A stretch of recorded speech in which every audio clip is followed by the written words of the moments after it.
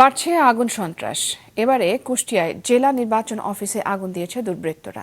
আর লক্ষ্মীপুরে এক বিএনপি নেতার বাড়িতে দেওয়া হয়েছে আগুন। এতে এক শিশুর মৃত্যুর খবর পাওয়া গেছে। জেলা রিপোর্টারদের পাঠানো তথ্য ছবিতে ডেস্ক রিপোর্ট। কুষ্টিয়া জেলা নির্বাচন অফিসের স্টোর রুমে আগুন দিয়েছে দুর্বৃত্তরা।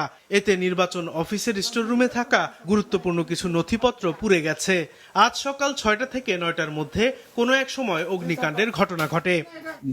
ছুটির দিন থাকায় আগুন লাগার বিষয়টি প্রথমে জানতে পারেননি উপজেলা নির্বাচন অফিসের কর্মকর্তা কর্মচারীরা।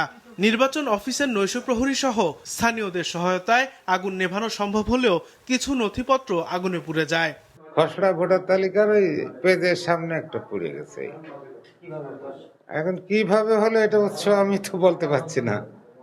উৎস আমি দেখলাম শুধু ধোঁয়া। এখানে এটা হচ্ছে আমাদের উপজেলা নির্বাচন অফিসের স্টোর রুম। বিভিন্ন নির্বাচনে যে ভোটার তালিকা আর এমনি হালনাগাদে যে ভোটার তালিকা সংরক্ষণ করা হয় ওইগুলো। এদিকে গতরাতে লক্ষ্মীপুর সদরের ভবানীগঞ্জ গ্রামে দরজায় তালা লাগিয়ে পেট্রোল ঢেলে বেলাল হোসেন নামে ইউনিয়ন বিএনপির এক নেতার বসত ঘরে আগুন দিয়েছে দুর্বৃত্তরা। অগ্নিকাণ্ডে তার 7 বছরের মেয়ে আয়েশা আক্তার দগ্ধ হয়ে মারা যায়। সারা ঘরে আগুন লাগে গেছে, পেট্রোল মারে, দোনো দুয়ারে তালা ছিল।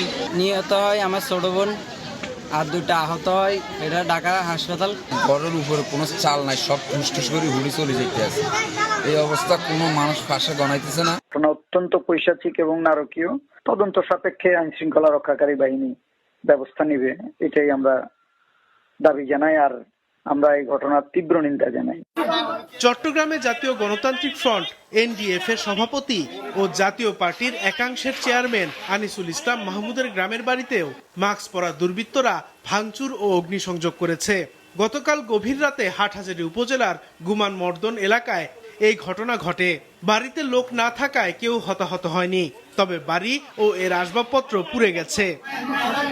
3 জেলায় অগ্নিসংযোগের ঘটনায় জড়িতদের গ্রেপ্তারে আলামত সংগ্রহ সহ গোয়েন্দা তথ্য অনুযায়ী অভিযান শুরু করেছে আইন শৃঙ্খলা বাহিনীর সদস্যরা। সাদেকুর রহমান সিদ্দিকী, মাছরাঙ্গা, নিউজ ডেস্ক।